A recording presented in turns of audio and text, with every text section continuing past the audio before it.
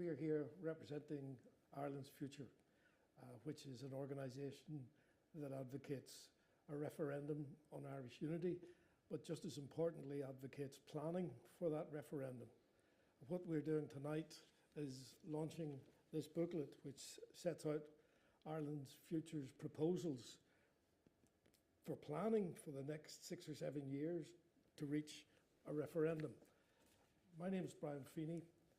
I'm a historian, a commentator and a political columnist with the Irish News. On my far left is Andre Murphy, who's a journalist and commentator, and in the middle we have Professor Colin Harvey. He's professor from Queen's University, Belfast. And the first thing I'd like Colin to do is to set the context for this booklet and what the purpose of the booklet is. Well, thank you very much, Brian. I'm really delighted to be here to have this discussion this evening. I suppose we could start by framing it with Ireland's Future itself. We're all on the management board of Ireland's Future and delighted to be on the management board, really. And just to start by saying, really, Ireland's Future has made the weather in relation to this discussion. The audience will be very, very familiar with the many, many highly successful events that Ireland's Future has held, whether it's the Three Arena in Dublin, the Ulster Hall or Waterfront Hall in Belfast, or the SSE Arena. And June the 15th this summer, to which all are invited and very, very welcome indeed. We've had civic and political dialogues across the island of Ireland and internationally, and we've published a range of discussion documents, and this is the latest example of this. So my sense is that, I'm pleased to be part of that collective discussion in Ireland's Future. And one thing I'd like to hone in on this evening is we've recently had a number of meetings with political parties. People might not be aware of that. For example, before Christmas, 11 political parties in the Oireachtas talking about these proposals. The Alliance Party was there. We've had a follow-up meeting recently as well to discuss the next step, to present some of the suggestions here. So in a sense, really coalition building a consensus around a set of very, very specific proposals about the way forward. So this is the latest contribution to the public debate, and we really want to hear feedback from people watching tonight and listening. We want to hear what you have to say, and we want to encourage a broad and deep civic dialogue and conversation. Some of our members are just back, if you follow our social media, from a very successful trip to the US. So it's a really, really exciting time to be having this conversation. Right. Andre, I wonder if you could say why you think, why now, and why 2030? What's the reason for the delay? Why should it not be sooner? Absolutely, and Colin's so right when you talk about setting the weather for this constitutional debate. We've seen this grow really since Brexit. We have seen this interest in how could we get back into Europe, and also the wider conversation around constitutional change. And so much of that has been framed by a really bad referendum on the island of Britain in particular, where huge change was made without any planning. So there's been this constant kind of framing of this conversation. If we're going to do a big change on this island, if we're going to change the constitution, if we're even going to have a vote on it, let's do the planning. Let's know what we're talking about. And that has been happening really in a concentrated way since 2020, since Ireland's Future came into the conversation. The time for talking about planning is over. The time for planning is here, and that's where we want to go. And so, if we look at between now and 2030, we see an electoral cycle. We see the potential for a programme for government. We see the potential for really participative planning right across the island that involves everyone. That will include the economic factors, the social factors, the cultural factors. All of that can happen in this time period, and it's really realisable. But we have to get our heads into it. We have to do the very nuts and bolts that allow that planning to happen. And that's what this document's all about. So you're talking about planning on the island and planning economics and all the rest of it. What about is there a role for the British there? I mean, are they going to be involved in the planning, or what part do they have a part to play at all? Of course they do.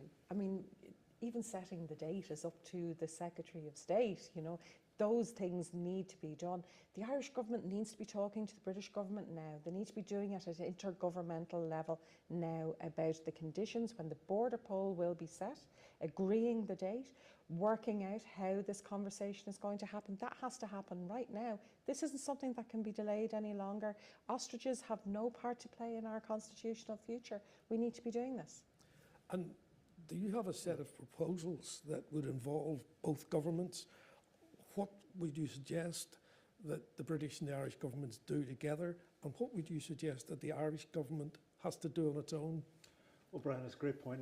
It's precisely why, you know, Ireland's Future has published this document, a set of specific recommendations that are aimed, in the first instance, really at the Irish government and civil society on this island. And I'll tell you why. You know, people are now thinking about their manifestos.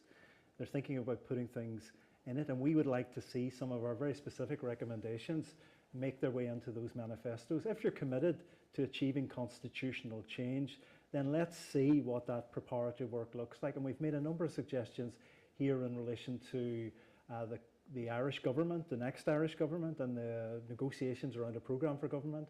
Political parties in terms of their manifestos now. We would like to see the language we use here and the proposals there as well. But also wider civic society and public bodies. If you're doing strategic planning over the next 6 to 7 years, we would like to see this reflected in your work. Things like a government department or a specific focus in government and the next government on doing the preparatory work, not avoiding this question. We've tried to use some new and innovative language around the all-island civic focus for this, because we think in some senses, while we see the merit of an all-island citizens assembly in that language, we need to do something a bit innovative here. So what we've tried to do in this document is include a number of options and suggestions for the way forward. But you're right, Brian, absolutely. This is for both governments.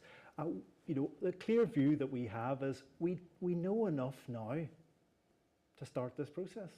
There's no need to wait. There's a real imperative now to get on with the work. There's already a forum there, the British-Irish Intergovernmental Conference. So one of the things we recommend in the document, that at a fairly early stage, both governments will sit down, discuss this. A joint declaration, for example, would be one way forward, so the procedural parameters are clarified and set out with a view really to giving people in 2030 on this island an informed choice. Because ultimately, Brian, what we are talking about is a pathway to choice, right? The choice that is framed by the Good Friday Agreement. We wake up every morning and hear people talk about the principle of consent. Well, that's it in this document. Give people a choice, let people know what they're voting for, and we would like to see change. We would like to see transformative change. That's why we would like to see the work focus on a programme for a new Ireland, a really appealing proposition to people across this island to vote for something different, a better, fairer Ireland in which people will be better off, a better Ireland for everyone. We're talking the last couple of questions ago about starting off now and trying to aim for 2030. What sort of evidence is there? What sort of evidence would lead people to think we really do have to get moving on this? Well, I suppose there's a lot of things we can point to. We can point to the demographic changes, which are significant in the north. We can point to the electoral results that is a huge change from particularly 2016 and the assembly elections to where we are now. We can point to even opinion polls as late as last night and early this morning, where we can see that there are significant changes in how people are voting, who is voting, and their constitutional preferences. And they are influenced by a multiplicity of things. So some of the population is very, very interested in a roadmap back to the European Union. That is dictating for very many people. Other people are culturally Irish and that is a growing population. But opinion poll after opinion poll is demonstrating change, that the status quo is not as it was. And we have to engage in that. But all the time, when we talk about this, the question comes up, but what is it people might be voting for? What would a border poll actually represent? And that question must be answered. We want, and we need participation in that. We need to have those who have been excluded from public debates in the past included in this debate now, building what a new Ireland will look like that is fair, built on human rights, the principles of the Good Friday Agreement, the spine of the Good Friday Agreement, going through all of these developments and proposals that will be here. And of course that will involve what our economics will look like on the island. How do we go from the idea of all island bodies? How do we go from the idea of a shared island initiative? How do we build a new Ireland out of that? How do we ensure that those who have been traditionally disenfranchised and discriminated against have a participative and equal footing in this new Ireland? And they are strong, solid proposals that people can build themselves if we have the processes to do it. So by the time we get to 2030, people will really own this debate and own the answers to those questions. I think it's the electoral development in the last few years has been quite important because for the first time in the council elections last year, the total nationalist vote outnumbered the total unionist vote. And one newspaper said that that was a game changer. But increasingly opinion polls are showing that the younger people are, the more likely they are to say they want reunification. Absolutely. And we had this recent poll which showed that the Alliance Party, substantial number in the Alliance Party, 38% would vote for reunification. And more than 55% think that it's inevitable. Yeah. And as you say, those people are voting without knowing what a united Ireland is. Isn't that it? So surely it has come time where people say, this is what you're going to get. Well, I think, Brian, it really confirms the point that this document is making, really, that all the trends, the electoral trends that we've seen, the demographic trends, the opinion polls and the surveys, what's happening in terms of younger generations, really lead many of us to the conclusion that we know enough now to get on with doing the preparatory work. There's no need to, in a sense, wait around for a Secretary of State to tell us this. I think we should be doing the work now, and I think there's a particular onus on the Irish government to show leadership. That's why we are honing in very clearly on the general election in the South, people thinking about manifestos, programmes for government. We want to see people stop avoiding and evading this question. We need a focus. Now, we have concrete recommendations.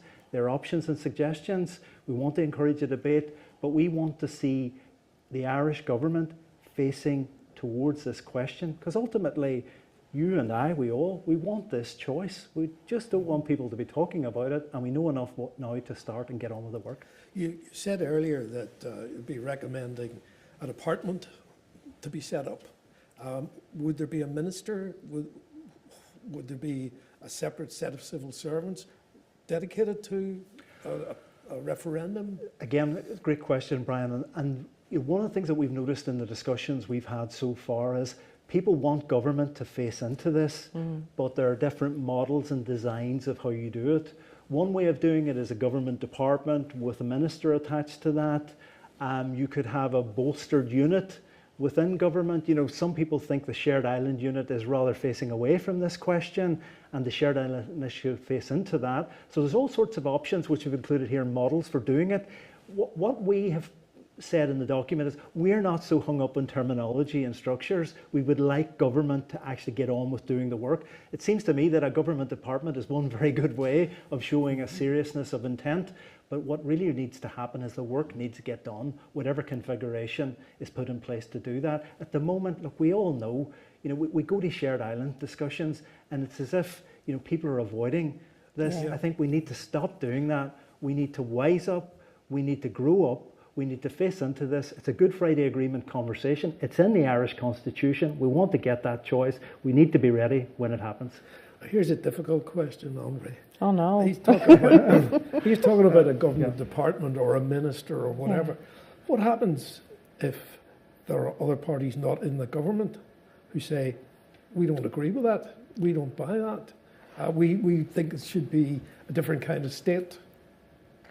I suppose the interesting thing of the discussions that Ireland's Future has been having is that all of the parties in the South are on board for this. It may take little different forms in terms of what's going to be here, but all have welcomed, you know, in discussions last week, Ireland's Future was then meeting all the parties.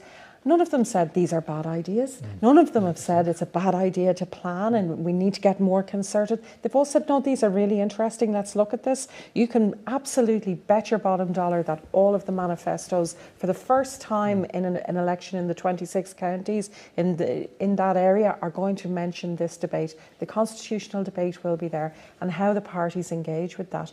I think what's going to be really interesting is watching how civil society engages with it in exactly the same way. They will lead those parties into it, just as Ireland's Future has done a huge amount in leading this debate now.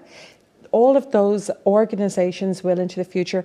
We list a very small, tiny number of civil organisations in this document. There are going to be so many more who will base all of their strategic planning for the next 6 years on this debate. And we have to resource that, and those government departments need to resource that. How do you ensure, I don't know, whichever of you wants to answer, how do you ensure that everybody owns this and that a government doesn't say, we own this proposal for Irish unity, or a political party says, we own it, because that'll be rejected by the public at large? Maybe just say something, and just to address the audience tonight who's watching this. You know, we've talked about governments, we've talked about Ireland's Future, and we've talked about documents and all that. All the events that we've had, the thousands and thousands and thousands and thousands of people who participated in those events. Like, I just want to take the opportunity to thank you all for doing that, because the people of this island are part of this conversation and they will determine what happens next. We've tried to be coalition builders. We've tried to build consensus. We've tried to focus in our work on being a collective. We're all in this together, as cliched as that sounds. We've been very, very determined, but ultimately it'll be the people watching tonight, the people who you'll never see in some of these documents, who have helped us quietly to do what we've done, and to thank those people, and that's people who will make the change. But as Andrea said, you know, we've presented our proposals in a way in which we've tried to listen. Yeah. We've listened to people, we've listened to parties, we've tried to create language in this document to bring people together, not to drive them apart.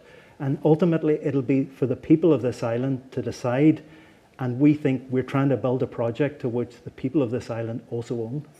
Is there a role for Citizens' Assembly in that process, that people can have an input into government, so it isn't, you know, two parties in a coalition? Or the key to it will be that isn't an event, that there isn't just one Citizens' Assembly that meets over a weekend and everyone goes away, that this is something that is much more participative than the traditional ones to date, because it is going to be transformative.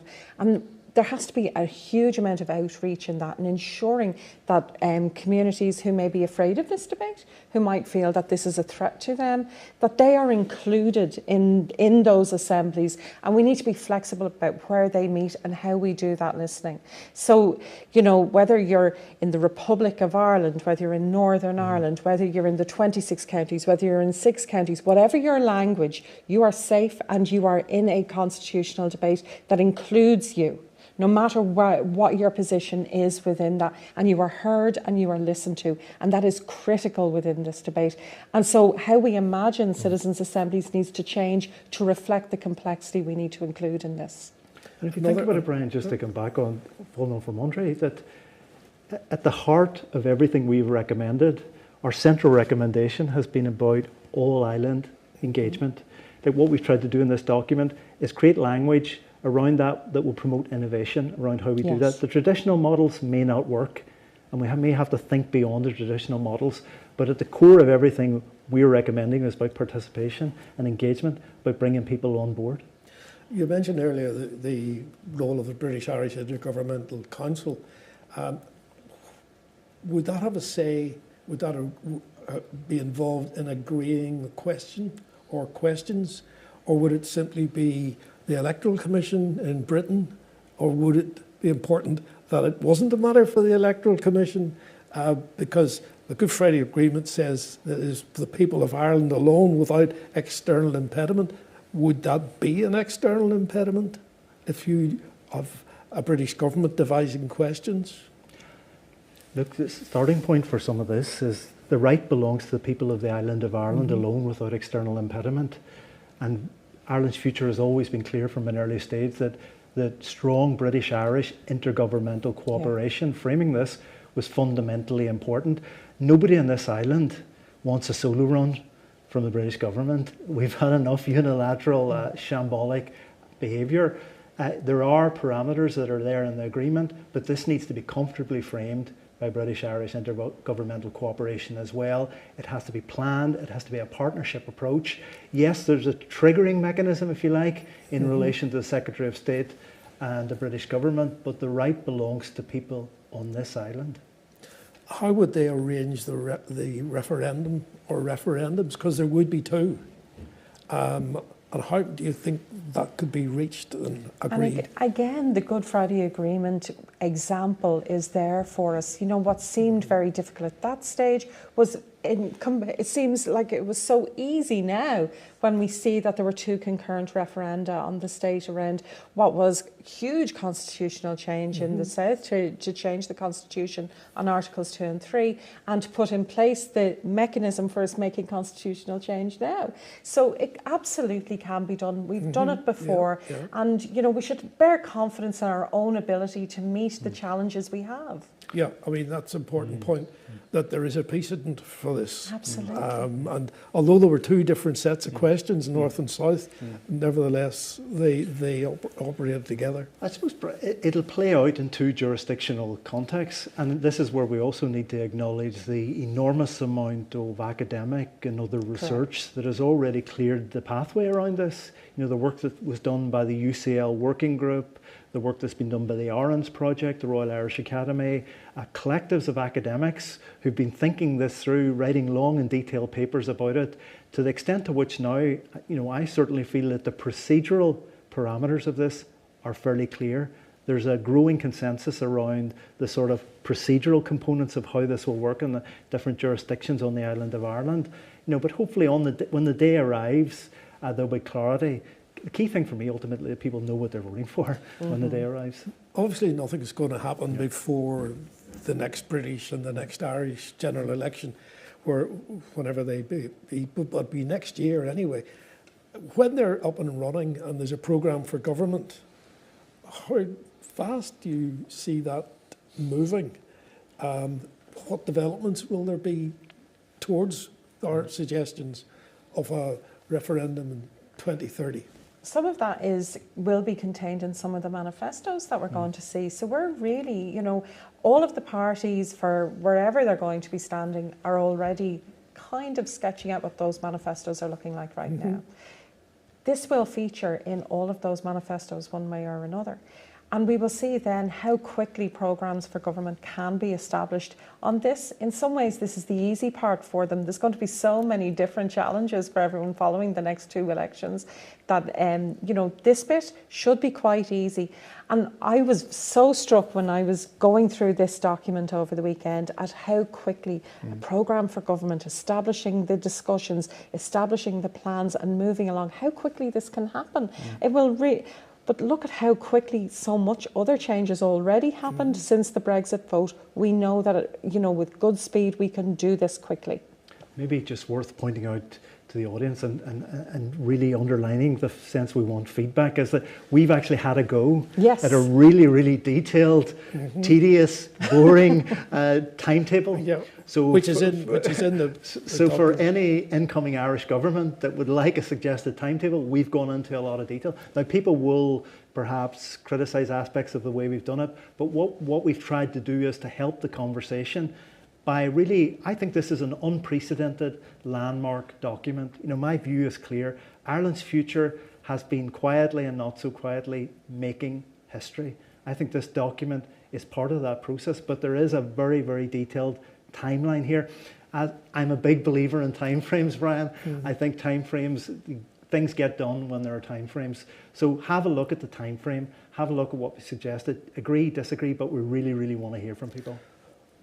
Do you want to hear from unionists who say, what's in it for me? Absolutely. Why should I subscribe to something like this when I don't agree with what you're talking about, a reunified Ireland. And just like the weather in any other sphere, we all have to engage with it, right? This conversation is happening, and we absolutely need and want people of a British identity and British citizens to engage with this debate as well. We can't make up what people need and how to ensure that people are participants. We need to be cognizant of it. We need that participation. So where there are gaps, if someone's looking at this going, what about me? And maybe a unionist, and maybe someone from a completely different background, insert yourself, create this conversation, and we will be absolutely willing partners in that. Brian, look, all our work has had human rights at its centre. That's right. The clue's in the title. The human rights in a new Ireland that we're working for are for everyone. When we talk about the Good Friday Agreement principles, we mean that. You know, respect is at the heart of everything we've done. At the heart of our project is reconciliation. This is a national reconciliation project with the human rights of everyone on the island of Ireland at the centre. Right. I think we can call it a day. My hope. Thank you very much. Thank you.